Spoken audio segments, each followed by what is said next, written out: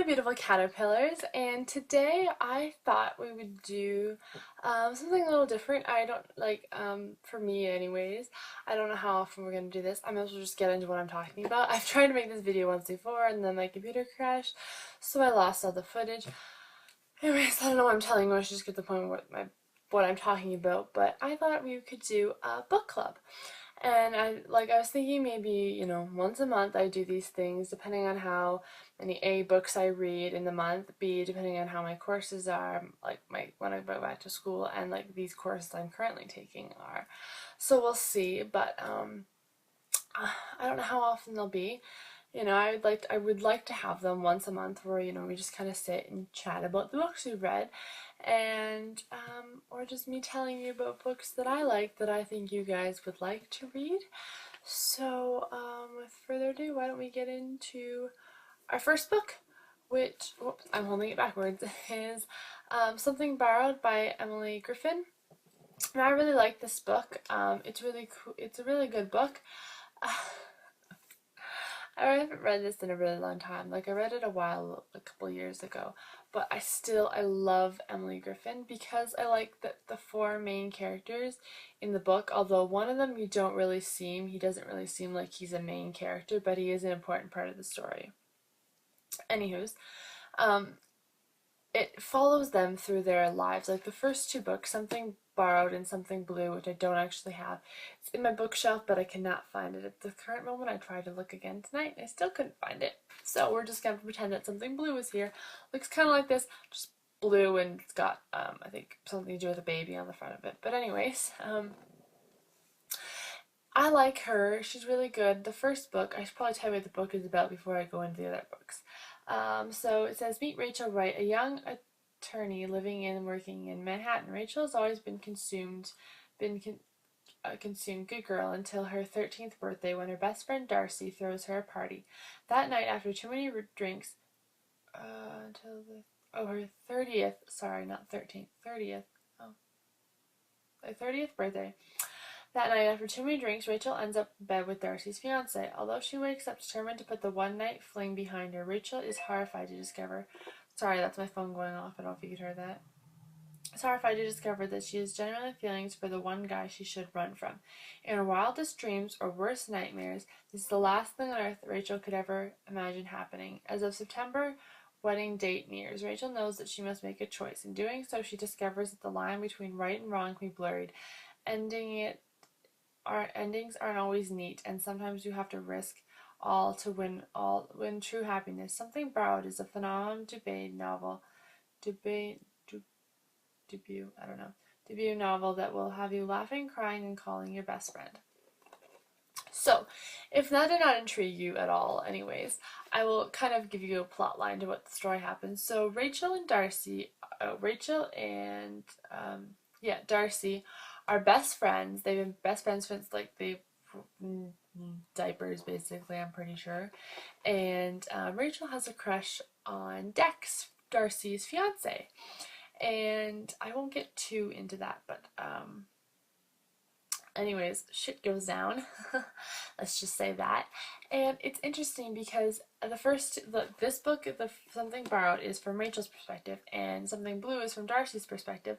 So it's kind of cool because you get to see what each main character thinks, but it's not like borrowed over again, Something Borrowed. It's Something Blue, but the story continues from Darcy's point of view, which is really good because a lot of stuff happens in this book, and you're like, oh my goodness, there's a lot of like backstabbing kind of thing. And it's funny because, not backstabbing, but like when the shoe's on the other foot, it's interesting how the other person reacts to it, which I find it funny because it's like you're contradicting yourself here. One main character, I'm not going to say who, but they are contradicting themselves in a story, and it's like, oh my gosh.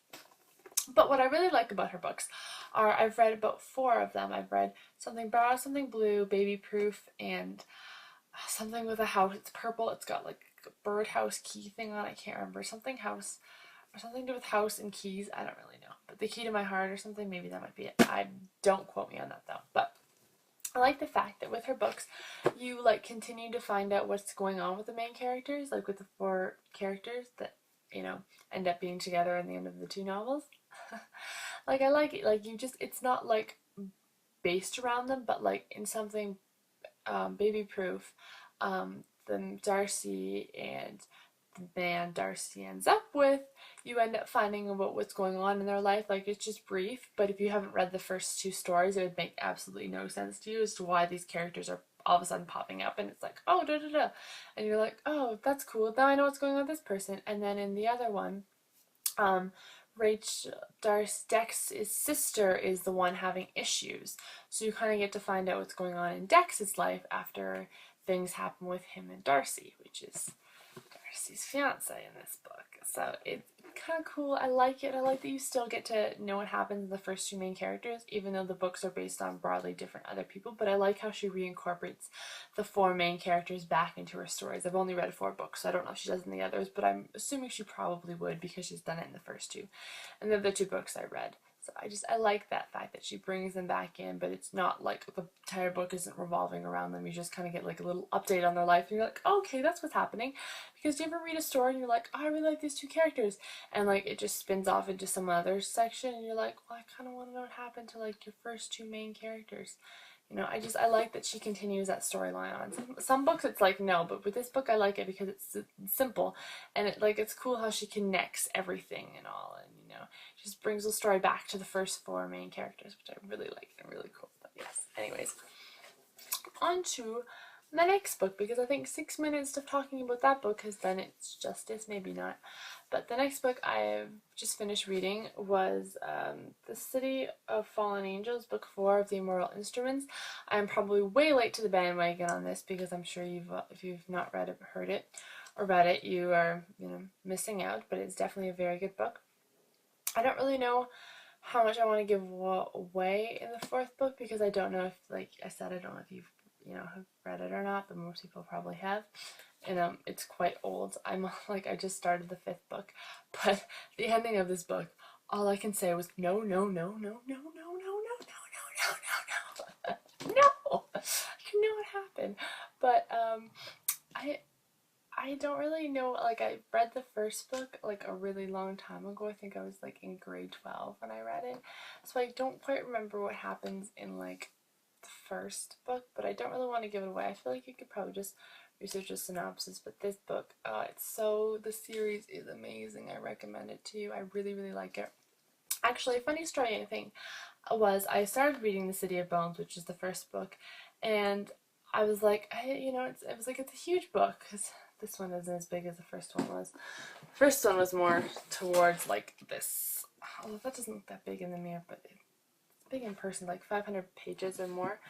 And I was like, I don't really want to read like a 500-page book for like silent reading in like grade 10, I said grade 9, it's grade 10 class. So my teacher was talking about like the Hunger Games, and when she first started talking about it, I was like, oh my god, that sounds horrible. Like, why would you throw like 24 young children into a arena and make them fight for the death? But I started reading Hunger Games and I could not put that book down. So from like could not putting that book down to going to this one, which kind of, for me at the beginning when I first started reading it, was kind of slow. Like it takes like a little bit to get into the story, but once it does, it's really, really good and you get really, really attached to the characters. The only problem with my thing with this book is I didn't read it consistently when I read this one. Like normally when I read a book, I read it like I can finish in 3 to 5 days. You know, you're constantly reading it. I was like reading it, like I'd read like a couple chapters and then I put the book down because I got busy with school and, you know, so I didn't get a chance to read it. So I was constantly like never coming back to it. So I wasn't as close to the characters as I should have been in the book. But like by book 4, you know, you're very attached to the characters by book 4. But like it's just that was just my thing where I didn't read the book consistently. Had I read the book consistently, I probably would have been a lot more attached to the character, like a lot more in depth in the storybook, because I would stop and go and then I'd have to be like, oh yeah, this is what happened. Like I wouldn't understand, like, oh right, that happened. I'd have to like re-jog my memory, because it'd be like months that I'd come back, or like weeks that I'd come back and picking up this book and of reading like not other books but like textbooks and lectures and like notes and stuff and studying. So it was hard for me that way, kind of like, not that the book was bad, just I'm rambling about me not being able to get into the book, but it was a very, very good book. I was so devastated what happened at the end. If anyone has read it, they will understand what I'm talking about with. I was just, no, that can't happen. I like it that it has kind of like a love story. Like, I like love stories in my books. Like, I'm very much so I like reading romance novels for sure. I like having a love story in my book. But I quite like it, and I recommend it to people that want to read it. I know I haven't talked a whole lot about it because it's the 4th book, and I don't really remember what happens first, nor do I have the synopsis to tell you what happened in the 1st book. I just feel like I rambled on about a book that you have no idea what I'm talking about, and I'm very sorry. I will try to make it better on my next book clubs. Yeah, like I said, I don't know how often. There are books that I do want to talk about in them, so maybe if I don't have a chance to read a whole lot of books that month, I can do one of those books, because there are so many books I could just, there's one book in particular I could just rant for like 10 minutes on, and I will just give it to you, is The Flowers in the Attic. The first book, amazing, totally good. After that, it just downhill from there. It's atrocious. Like, I literally could not finish the 3rd book. I had to I could not. It was revolting to me. I couldn't.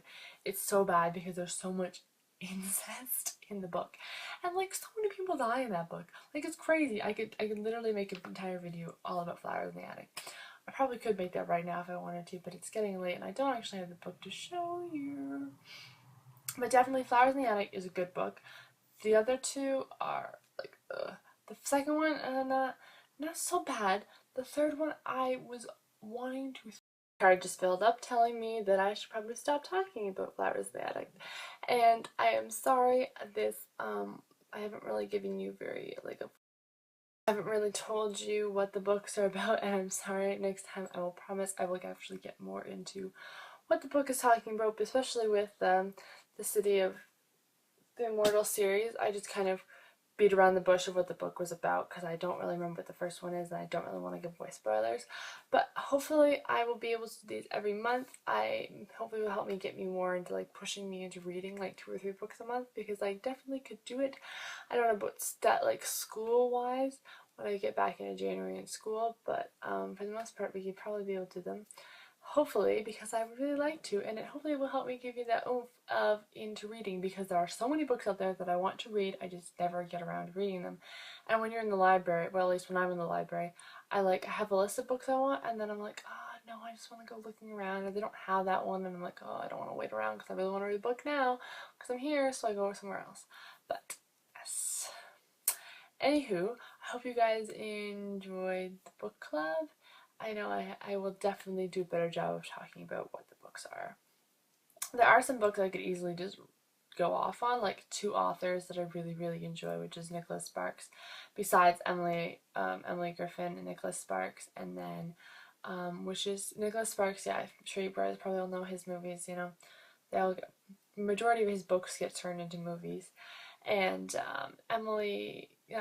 Kate Elliott, which is a murder mystery book, and I really like her books. I actually wasn't really into murder mystery, and then I read like 2 of her books, and then another murder mystery book, and I'm like, these are actually good. And I realized I like to watch a lot of murder mystery shows. Like I like watching CSI Miami, Criminal Minds. I'm like, why don't I like reading murder mystery books?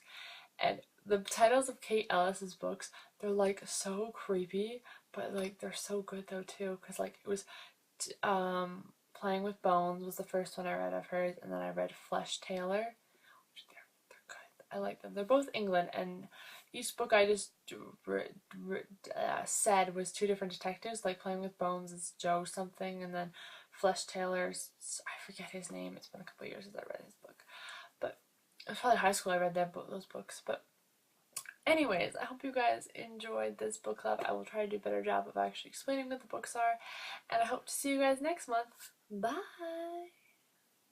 Bye, beautiful butterflies. Bye!